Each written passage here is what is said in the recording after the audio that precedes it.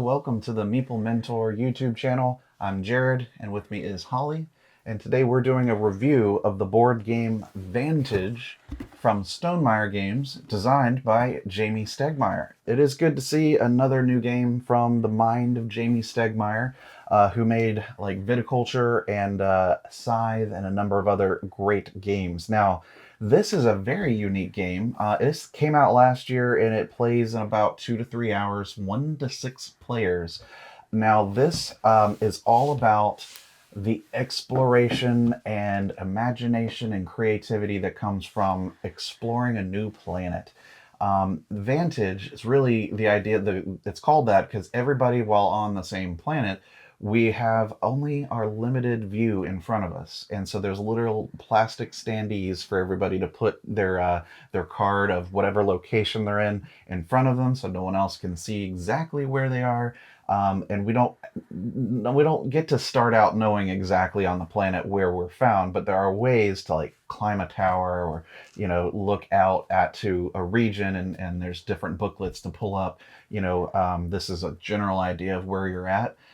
It is possible, as we found in our 5-player game, to have 2 people end up meeting up together, which I didn't know was going to even be possible based on how large this planet and where you start.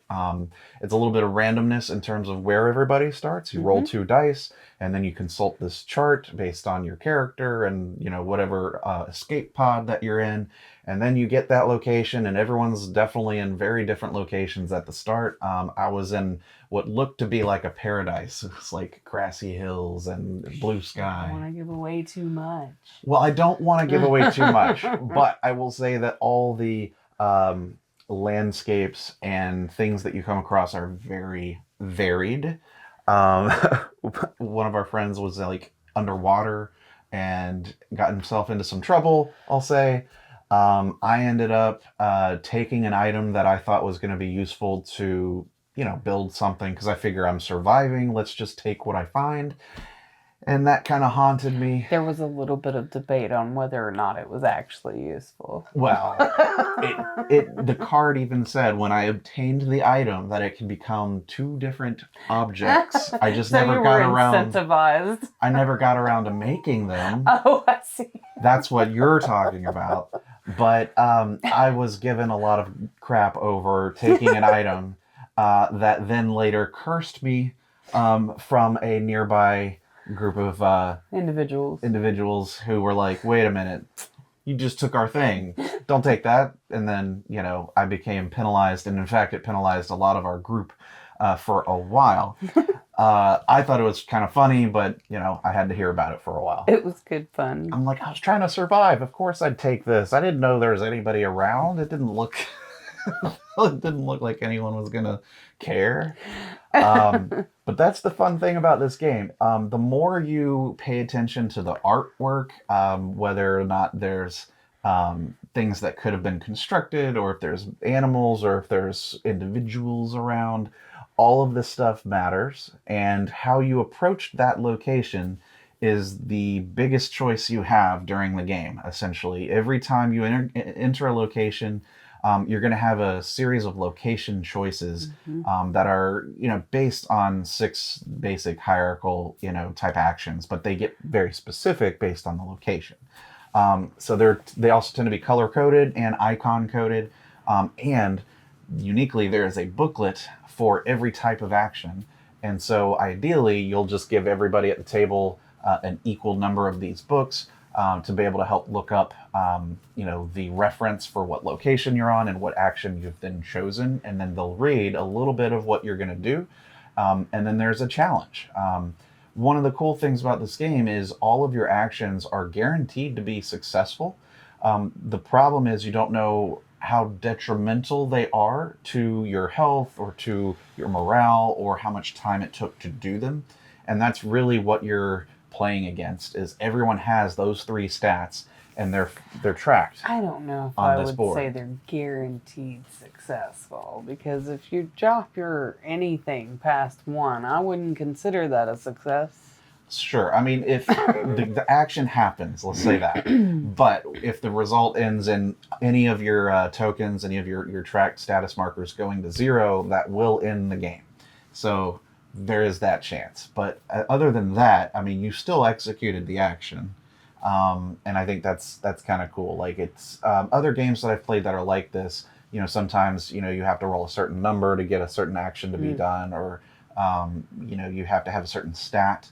This really simplifies all of that and just says, this is always going to happen. You'll always get to do what you want to do, but the result of how difficult it was is what's going to be affected. I think that's a really clever, smart way of allowing you the freedom to explore this new planet without really worrying, like, what's going to happen.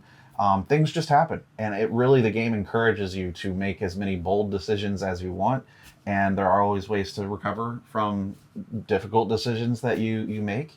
And as more and more players at your table are exploring this planet, you start to get an idea for both what's around you and what kinds of occupants are on this planet and how you might want to engage them collectively. And you do learn from other players.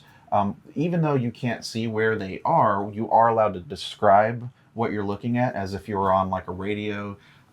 You're allowed to read the text about what's happening in front of you. And of course, everybody's going to hear what happens in terms of the events when you choose an action to do. So really the only limitation is, they can't see the card and they can't give you any instruction or advice on what to do. You have to really take it upon yourself to look as closely as you want at that location card and decide what to do. You really only are allowed one location action per card that you encounter when you're in one of these run-throughs. So you have to be very strategic as to what you're going to choose. I will also say that if unless you get an action that says after everything's resolved, it says you may continue, then you're only really doing one action per turn. So if it says you may continue, then you can just take another action. And often you find yourself moving to new locations and you're going either north, east, south, or west. You can often see which number card is going, to be needed, and then whoever's got the cards in front of them, which are organized always, they'll pull that out and give that to you. But then there's the other case where there's like an asterisk, so you don't know the cost that it's going to take to actually move there. But again, I feel really weird bringing the dice back up after you've talked about the fucking locations for 10 minutes. Mm-hmm. You see what I'm saying? You get my point, right? Yeah. It's weird. If I just introduce it now as so there's 2 types of dice that you'll find in the game. Sure, if you want.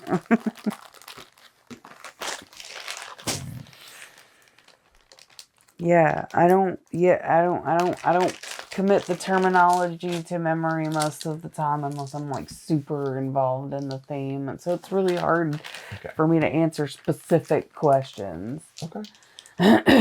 Sorry. Okay. So in the game, there are, in fact, 2 kinds of dice that you're going to come across. You have the skill dice, which are 6-sided, and they have each of those 6 types of actions. These are usually what you're rolling near the beginning of the game to both set you up with some starting skill tokens, which match the icon and color, as well as kind of randomizing where your escape pod and your starting locations are and that kind of thing. And as far as the dice go, I'm not usually a dice person because I don't like chance.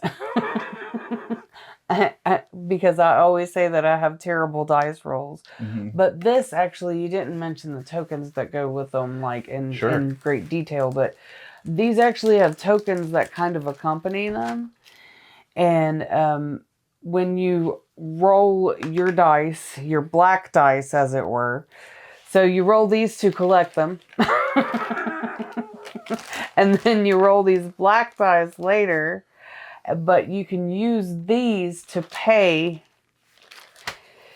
for the black dice.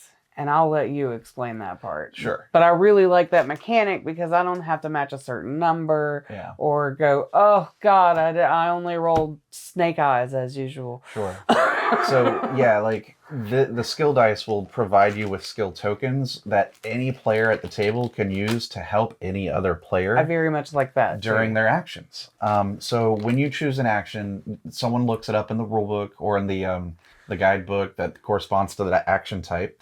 And then they're going to say, okay, here's the action and the cost is blank. And it'll be like 1, 2, 3, 4, 5, 6, 7, 8. Yeah, it can be pretty high sometimes, depending on the action involved. What that number is saying is you need to roll that many black challenge dice from the dice pool. And if you want to roll less, that's when you have to be able to pay those skill tokens collectively to lower the number of dice that you're rolling to attempt this action. Now, when you roll this challenge, roll the challenge dice, you can get the blank, which is the best result because you don't really have to resolve anything. It just goes to the discard penalty box. Nothing to resolve there.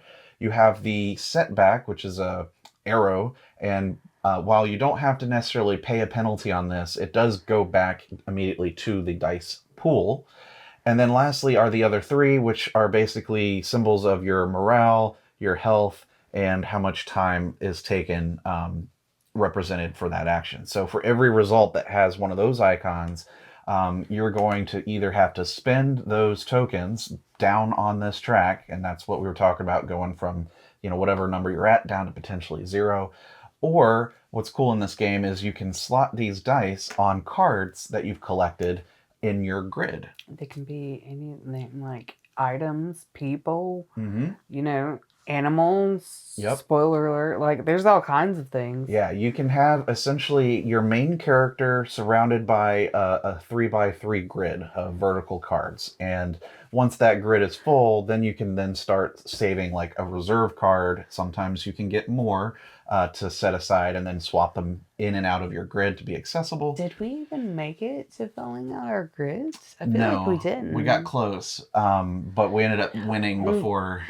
But that is something also to mention. There are 2 different types of mission and destiny. Yeah, 2 different types of goals. Yeah, right. Goals, achievements, quests. Yeah, this is definitely an open world board game. I looked at the back in terms of like his influences for inspiring this game, and there's a lot more video games in here, in terms of the inspiration. So think Breath of the Wild, Legend of Zelda, Elden Ring. I feel that I can see a lot of it. As an avid video gamer, I feel that I can see a lot of it. A lot of influences, not just like the art, but the gameplay itself of just kind of going and exploring and seeing things, finding things, getting items or finding stuff to take with you. And like I said, these cards in your grid will allow you to often slot the rolled challenge dice, sometimes dependent on if you rolled it or if another player rolled it, if it's got a specific icon or not, or if it's a specific type of action that you were doing, then you can slot any die there. I mean, even to things like the cards, like the item cards, you have little boost tokens, so you're like charging your item to like hit a bigger area or what have you. It's really interesting to see the video game mechanics incorporated with the art too. Sure. There is a lot of art in here that I'm like, oh, I think that came from such and such. Yeah. But it's definitely interesting to see video game mechanics incorporated into a board game. Yeah. And I really liked how, you do have a lot of options as you go on, and as the game gets a little more difficult and you're seeing more difficult, encounters, that there are new and interesting ways to mitigate the dice rolls so that you're not just constantly either taking damage or, losing stats. I don't know why it's like far less terrifying. Maybe it's the numbers. Yeah. Maybe it's because it's symbols and not numbers. Yeah, I don't know. Usually, but I don't know. But I struggle with Wingspan too because of the rolling of the dice. I don't know. This is just different. It hits different. There it does. Go.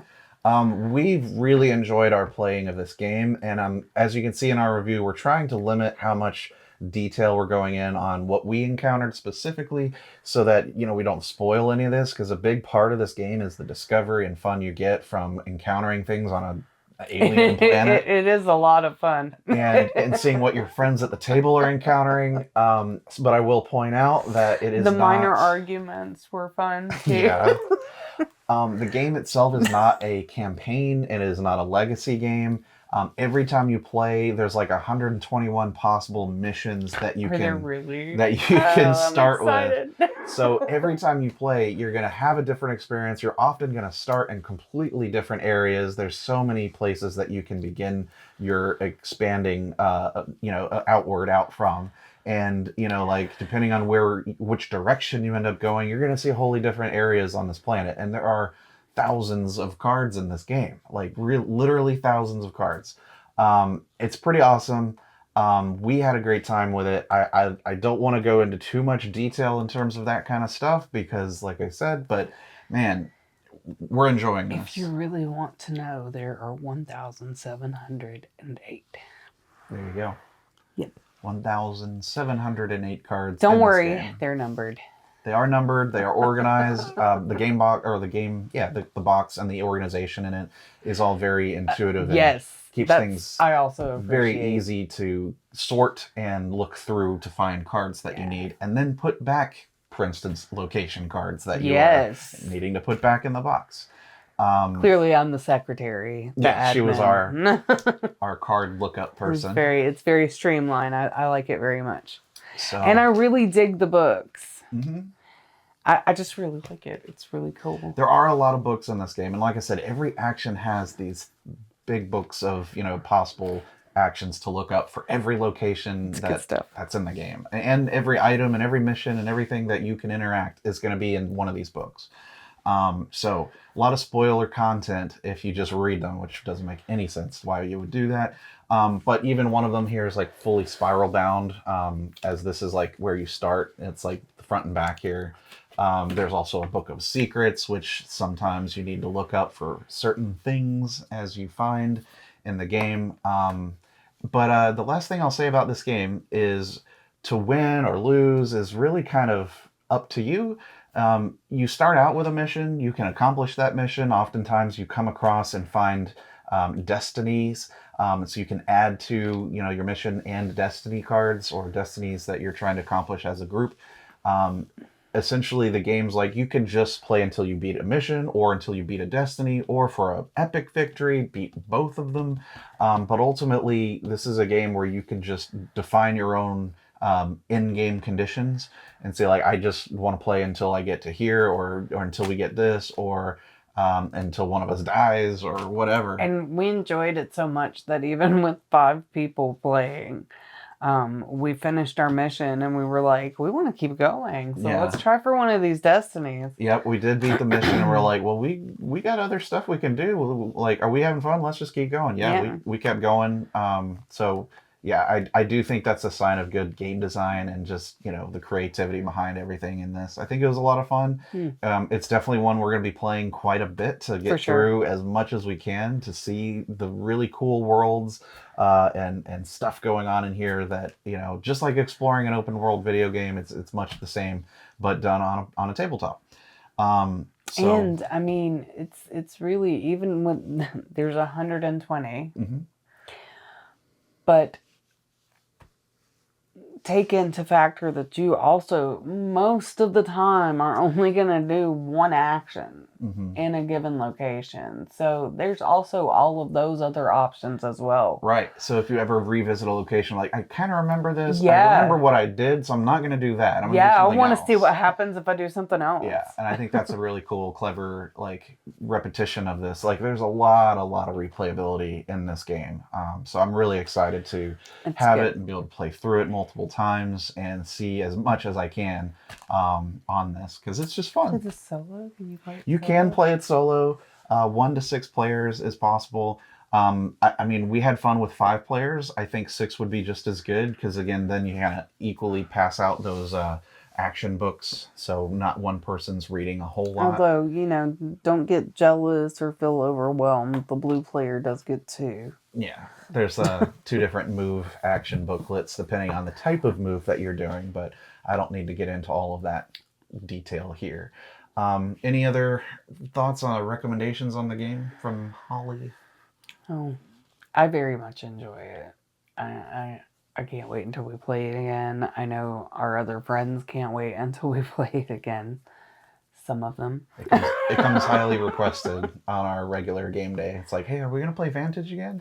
It's just a good example of 4 out of 5 people seem to extremely enjoy it. Yeah. And I think with the other person, it was not their kind of game. And that's understandable. So in terms of if you're not into a less objective-based competitive game, this is fully cooperative. This is fully open world. And, you know, it's the fun that you have along the way and less about what you do. Maybe not so much for the chaotic among you. Yeah. Yeah, if you need more structure, then this may not be as fun, but, you know, I'm not sure. Like, if you like video games that are like open world, then you'll probably enjoy this. For sure. Yeah. So that's our thoughts on Vantage. We appreciate you guys checking out our review and our discussion here on the game. Check out our other videos on other board games, like we do reviews and unboxings, tutorials. I've written a book that you're welcome to check out on Amazon or on Top Shelf Gamer. It's called Push Your Luck, the Board Game Dictionary. So it is a dictionary of terminology and jargon used in board gaming that you can learn all about and, you know, help understand the hobby that we're in. But yeah, check that out. I'll put a link in the description. But yeah, make sure you stick around on the channel, subscribe, like all that fun stuff, and check us out in the next one. So until the next video, I've been Jared. I'm Holly. Bye-bye.